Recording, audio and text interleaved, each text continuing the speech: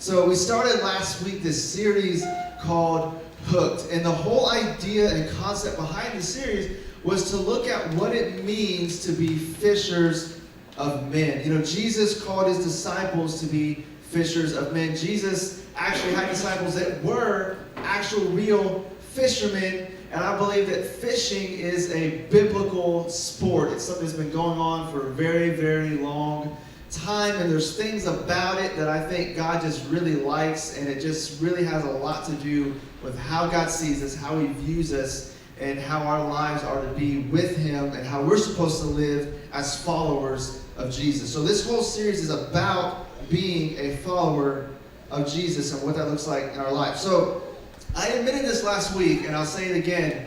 I am not what you would call a fisherman, okay? I cannot say that about myself, because it's just not fair to all the people out there who actually know what they're doing, because I do not, okay? Now, I like fishing. I love the idea of it. I like the thought of it. I like to go out and be on a boat, and I like to get a fish. My favorite part is just like really casting out, right? Because I feel like I can be like, I played baseball growing up amongst many other sports because I'm kind of a star athlete. But so I thought, I like to throw it out, see how far I can get it. I don't even know that's the purpose or the point of fishing, like to throw it out really far, but I think that's cool, to see it fly, it's like a home run, you know what I mean? So I like doing that. That's fun. Reeling in is kind of fun too, because it's just it's easy. I feel like I'm doing it right.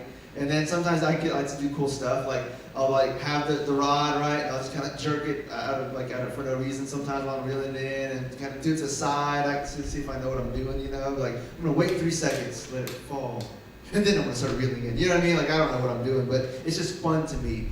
And there have actually been quite a few handful of times that I've actually caught a fish.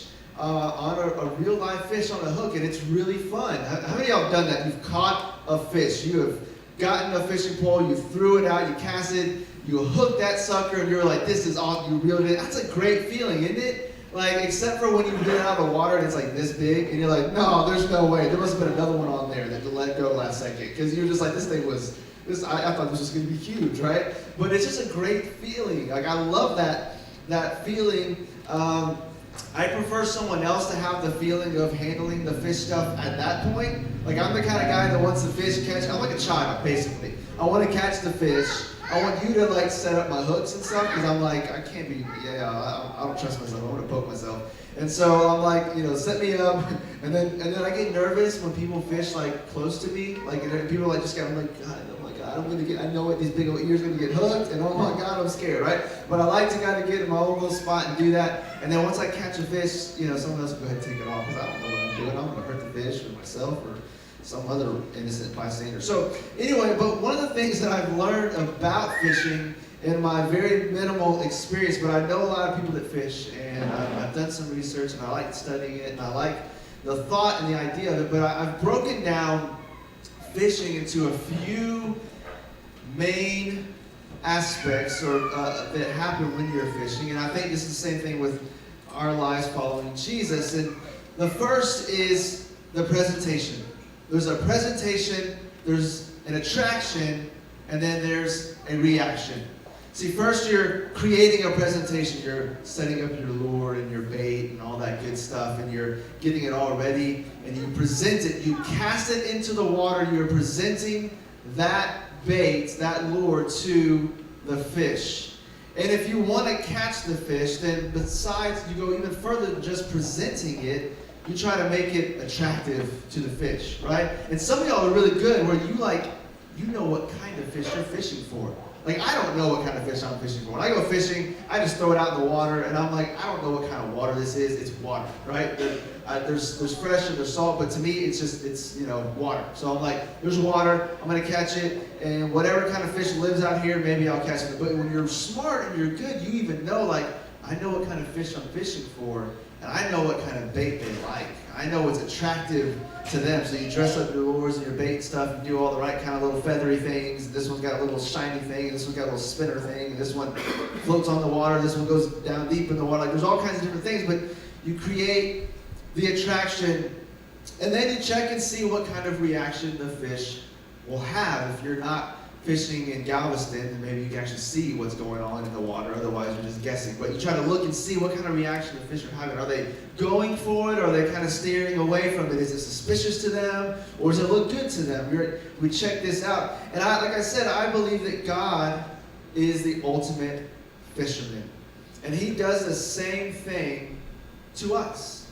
See, God has a message that he's trying to get across to us. And what's really cool, it makes Christianity so different than other religions, is that with Christianity, the main difference is who Jesus is. See, God through Jesus created a bridge from him to us.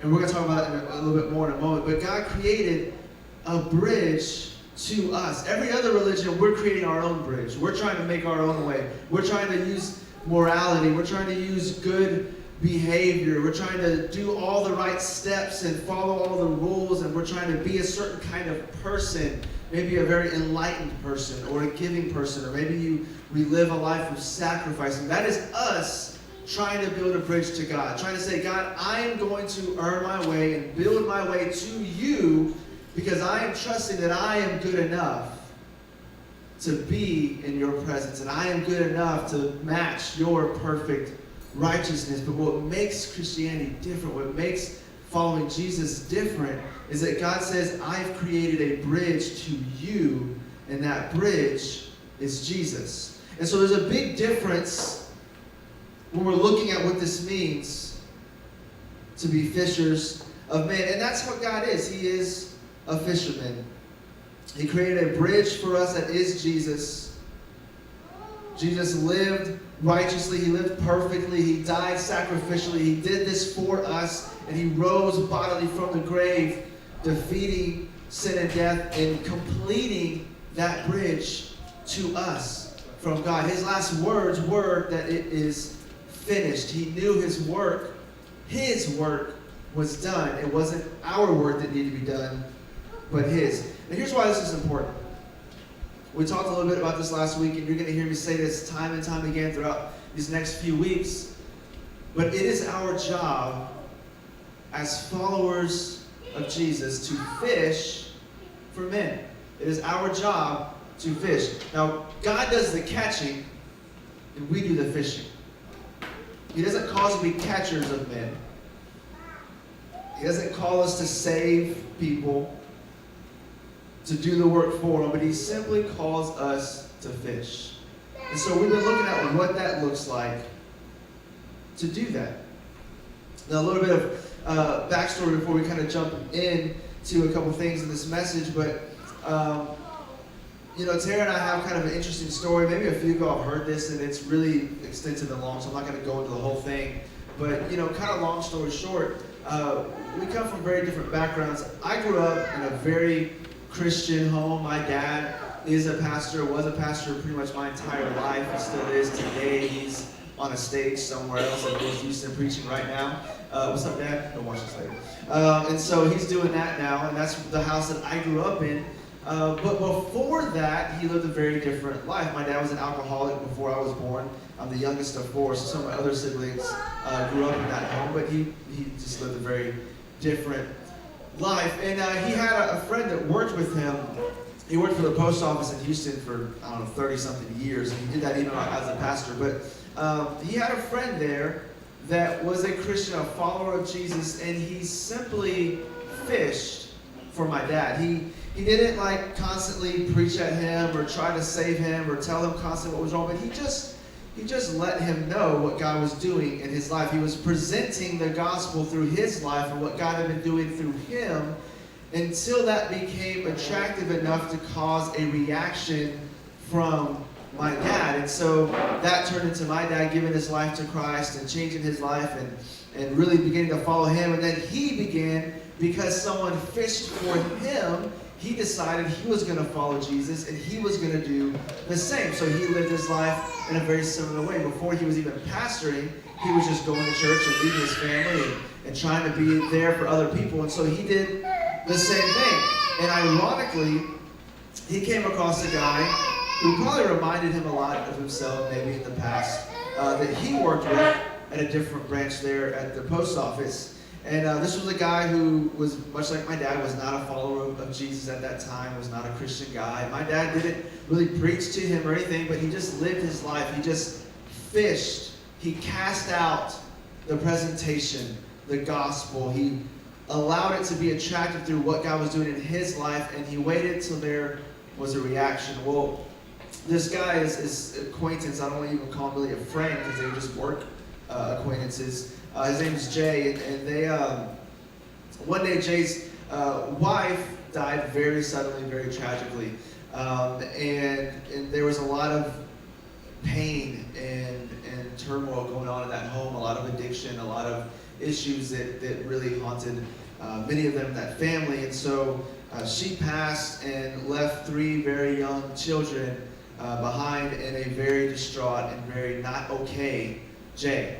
And so what Jay did very soon after that was one of the only things he knew to do, and probably the smartest thing he had done up to that point in his life, is he reached out and he called someone who'd been fishing for him.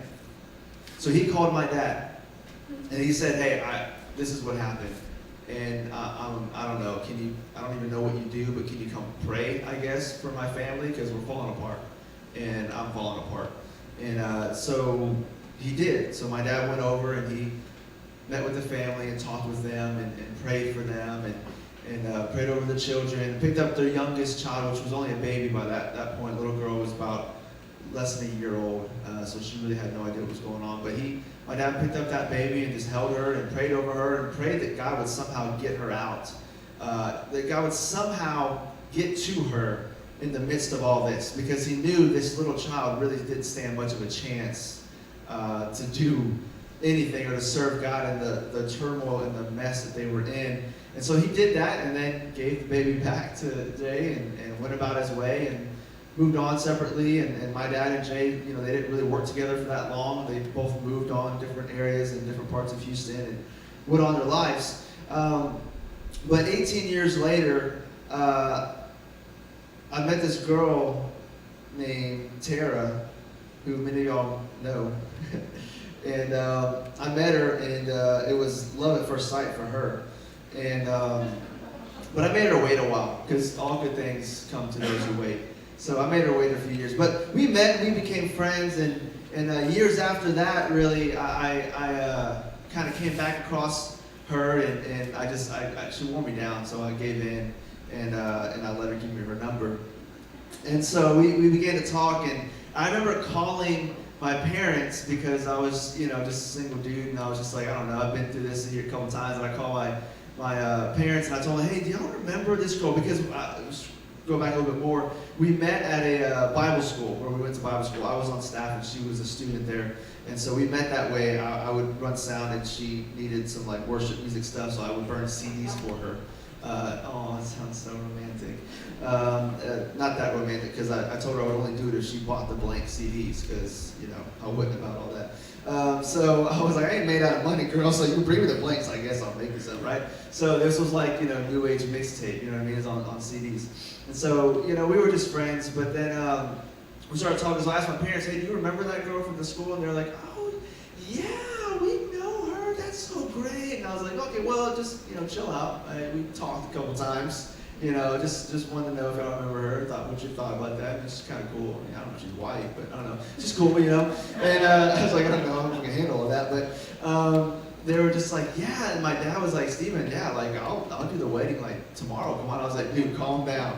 And then he asked me, he's like, "Did she tell you the story or whatever?" And I was like, "I don't know what story that we were talking about."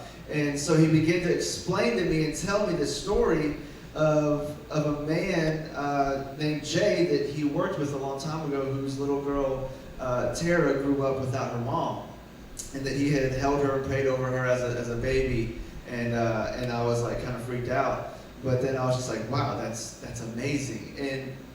And so probably less than a year or two after that, my dad stood there and watched Jay walk Tara down the aisle, the stairs of our townhouse, and he married us there. And 18, 19 something years after this had happened, and there's a whole lot of stuff more in Tara's story that happened. But I say that because looking back at it now, none of this would be possible if followers of Jesus wouldn't have decided to go ahead and fish. If people wouldn't have said, you know what, God, this isn't just about me going to church and feeling good. This is about me being a follower of you. I've got to live out what I'm speaking. I've got to live out what I'm learning. I've got to live out what you've called me to live out. If that wouldn't have happened, I wouldn't have the life that I have. I wouldn't have my kids. We wouldn't have this church.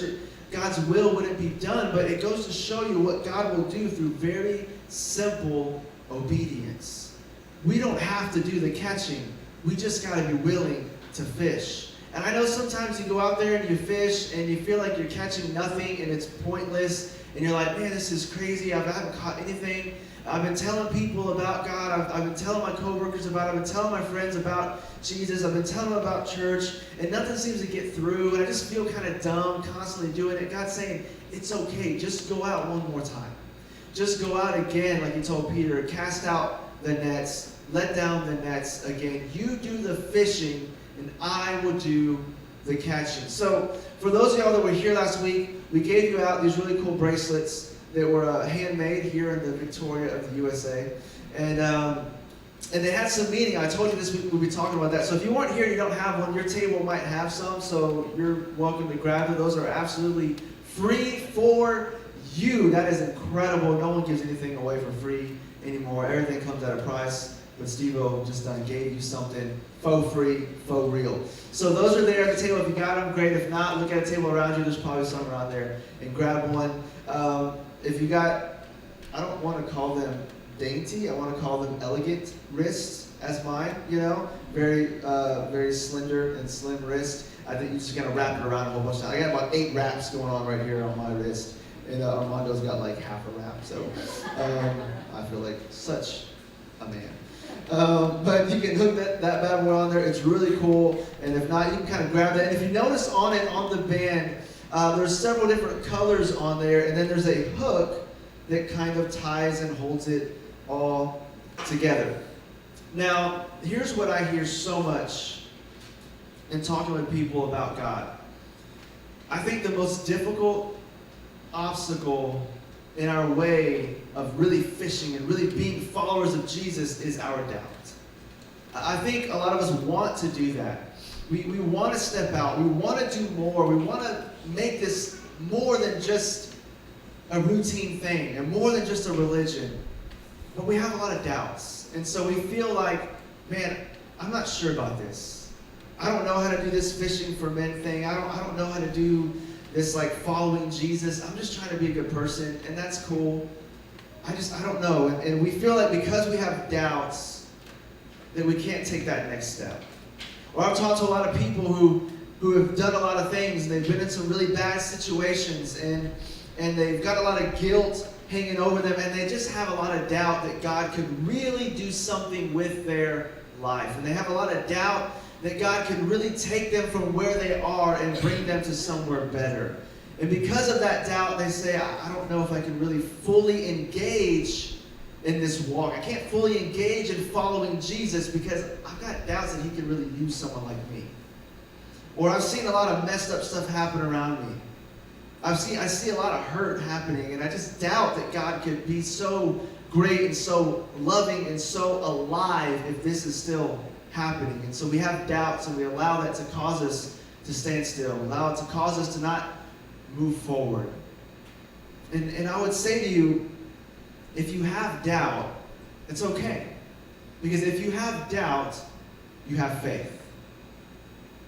I know that sounds kind of contradictory, but where there is no doubt, there's certainty. And if you have certainty, you don't need faith. If you're just certain of everything going on in your life, then you're relying on yourself. You don't need faith in God. And so where there is doubt, there's faith. If you've got doubt, that's fine. You have faith. And so we have to quit trying to get to a point where we have no doubt. We have to quit waiting until we have no doubt about who God is to start walking and following him.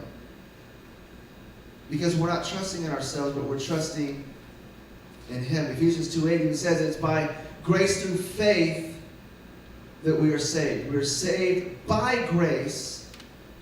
That's the bridge of Jesus. It's not our working and our doing. It's grace. It's a gift through faith. By grace and through faith, even in the midst of doubt. Our salvation, our life is not relying on us being absolutely certain.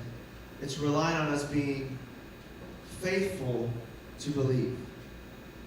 So we get onto these colors of these bracelets. There's a few different colors on here. And so to start out, we're going to start with black. There's a little black there in the band. Now black is one of those colors that is like, it's a color, but it's not a color, right? It's a color, but it's really the absence of color. When you start getting into like the technological, scientific meaning of light and darkness is the absence of light. So black is the absence of color. The black stands for sinfulness.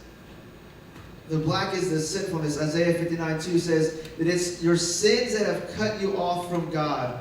Because of your sins, he has turned away and will not listen anymore. Now, it sounds harsh because you'll say, Steve, I thought you said that God will accept me no matter where I am and what I've done. And that's true.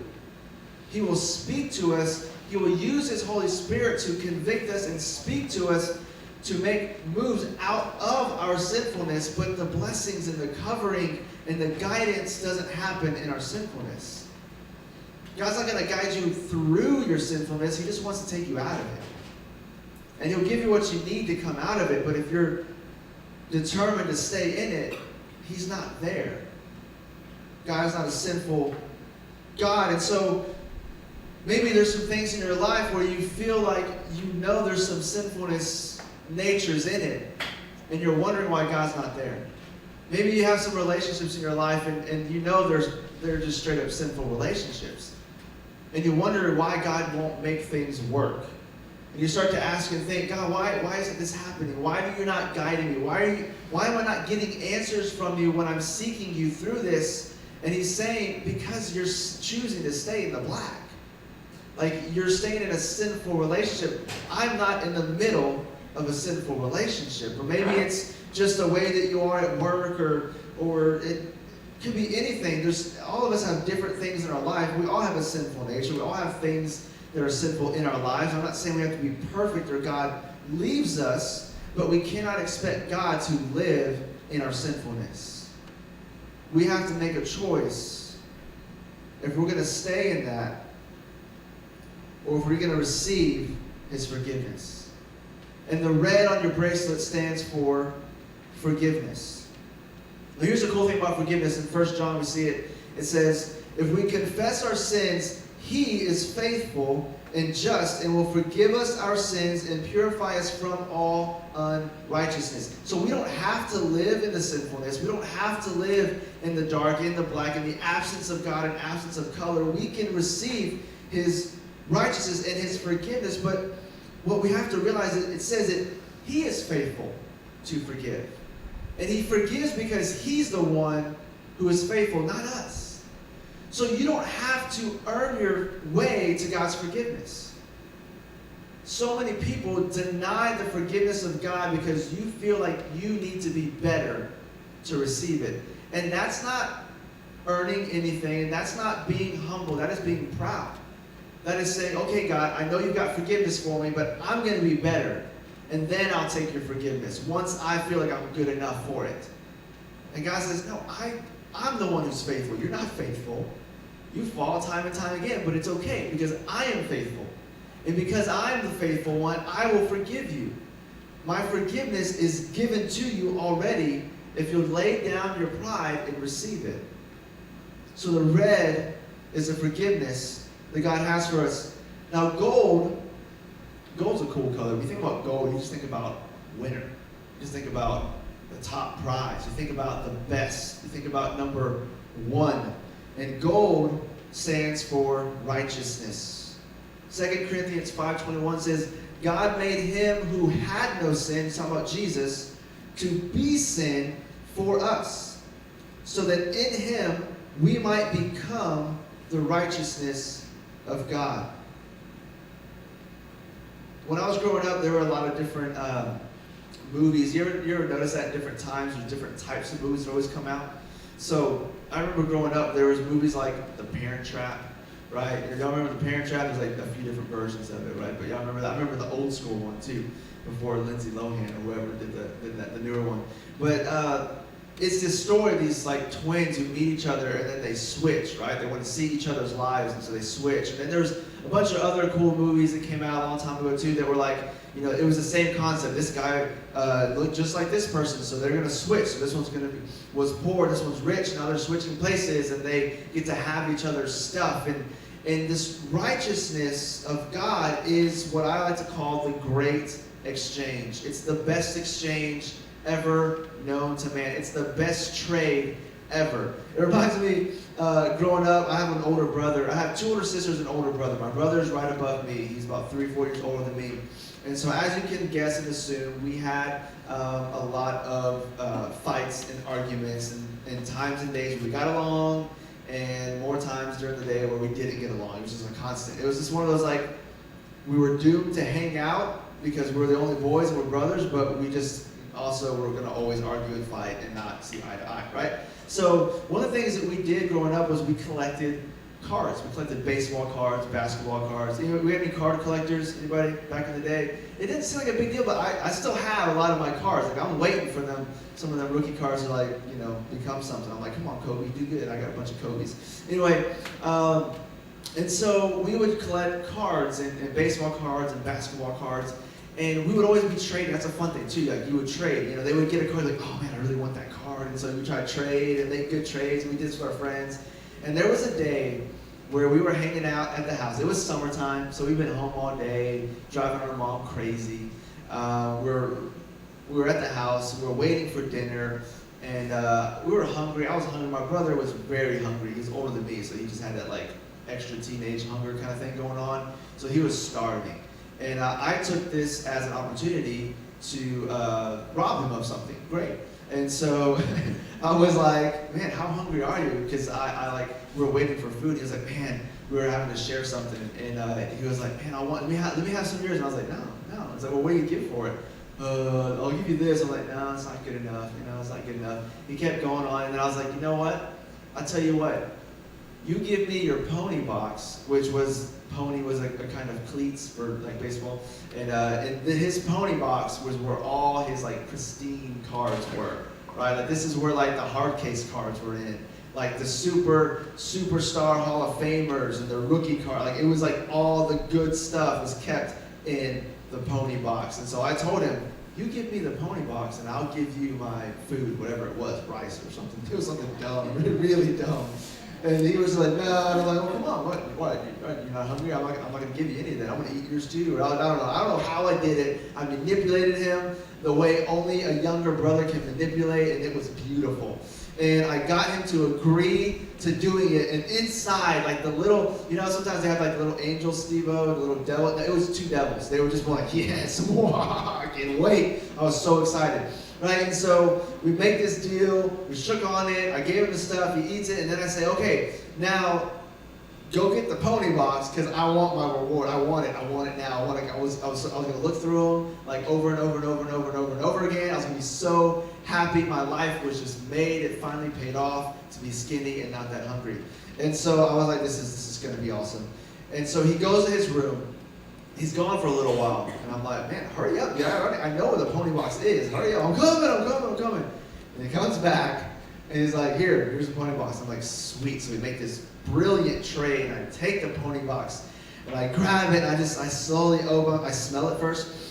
And I was like, I can still smell his feet, but it's okay. And so I'm just like, this is awesome. And so I open up the box, and I'm expecting this like angel voices and gold light to shine on my face. And I look at it, and I see like just dark brown edges. You know what I'm talking about? Like the old Leaf cards and stuff. Like the edges was all brown. I was like, wait a minute, this isn't the pony box. I was like, yeah, that's the pony box. He had gone and switched all his good cards from the pony box with like all the junk 99-cent cards, you know, from some other box. And I was just like, oh my, I was I was so angry, and I went to the top. I went to my parents, and like, he made a deal, and they just didn't care. So and he just laughed, and he just thought he was so smart because he had tricked me into one of the world's worst exchanges. But I'm going to tell you something, our God is nothing like my older brother. Our God is so much greater than that. When he says, I'm going to give you my righteousness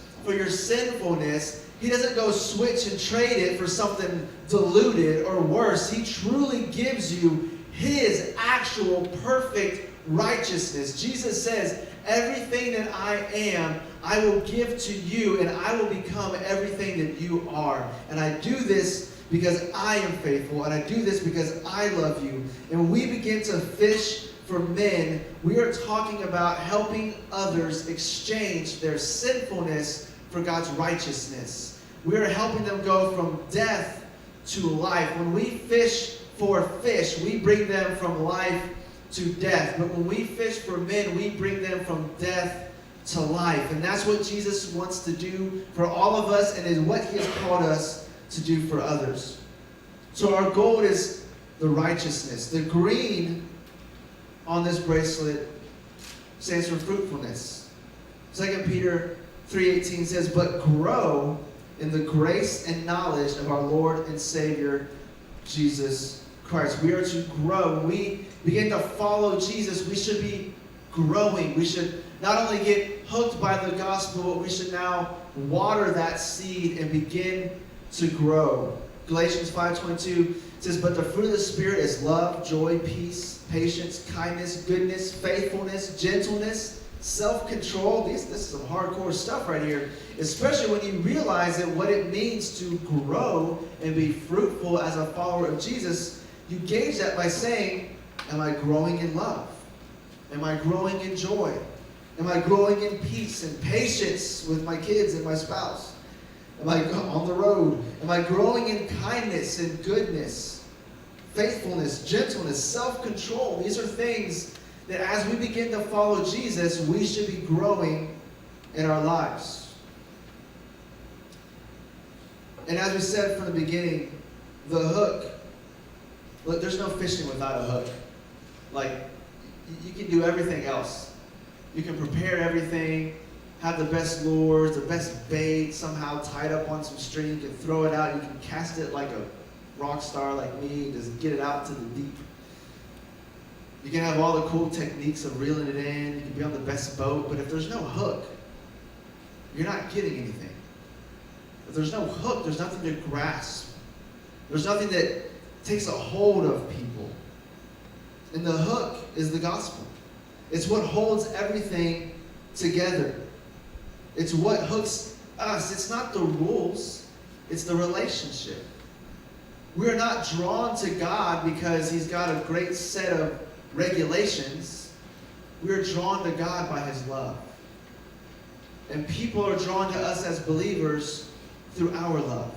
How are we fishing for others? Our hook is the gospel. Colossians 1:17 says, he existed before anything else, and he holds all creation together. Christ is also the head of the church, which is his body, that is us. He is the beginning, supreme over all who rise from the dead, so he is first in everything. For God in all his fullness was pleased to live in Christ, and through him God reconciled everything to himself.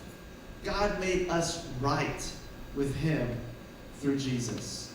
And the gospel is what Jesus did for us. That he lived righteously, that he died sacrificially, that he rose bodily.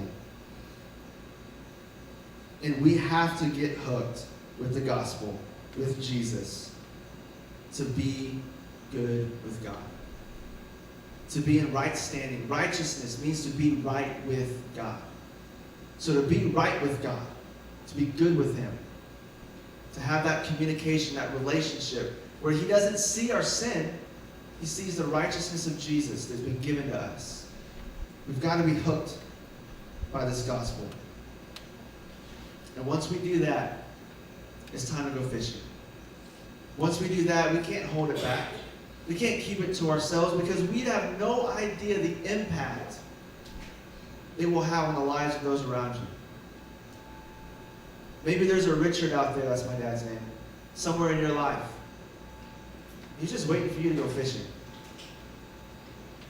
Maybe there's a Jay out there in your life, in your sea of life.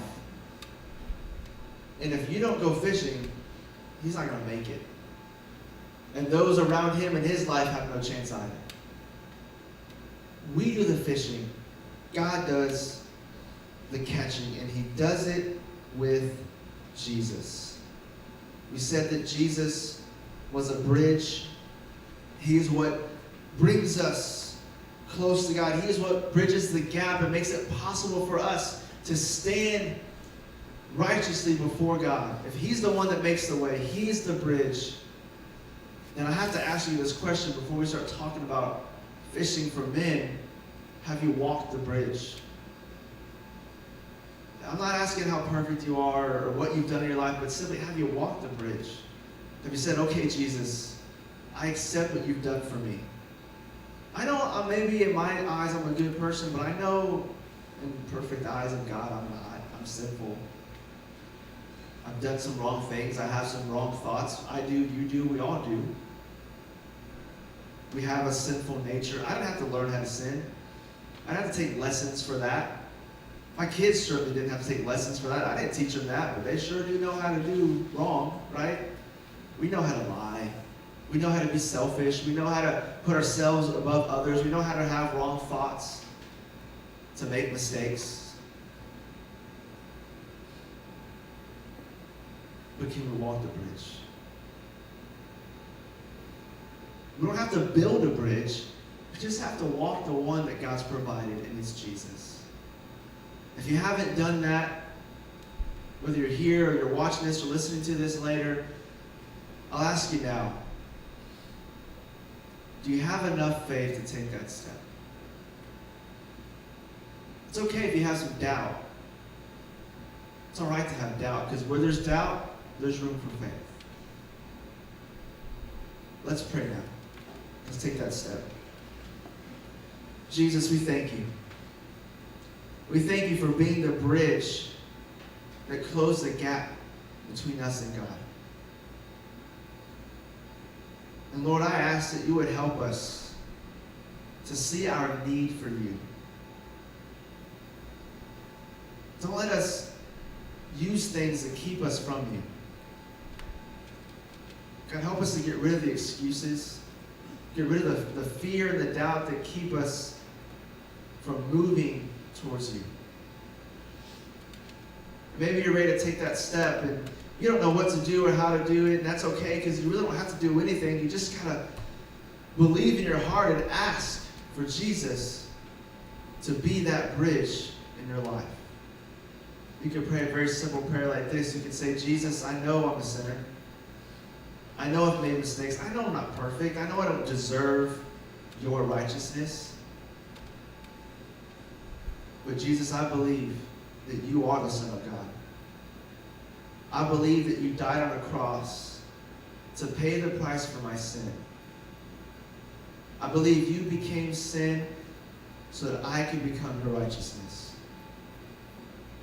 Jesus, I'm ready to accept you as my Savior. Come into my life. Be the bridge between me and God. And Jesus, help me to follow you. Help me to be a fisher of men, just like you've called me to do. Lord, help all of us to take that next step, wherever it is. Maybe it's to make a decision to be baptized and go public with our faith, to say, you know what, Jesus, you said to do this, so I'm going to do it. I'm going to begin to follow you for real. Maybe it's to start having those conversations, to present the gospel to those around us, to take a step of faith and just fish and trust that you, God, are faithful to catch. Lord, whatever it is, help us to have the courage to do that. And help us to keep walking with you and keep following you. We thank you for being even when we don't deserve it. In Jesus' name, amen.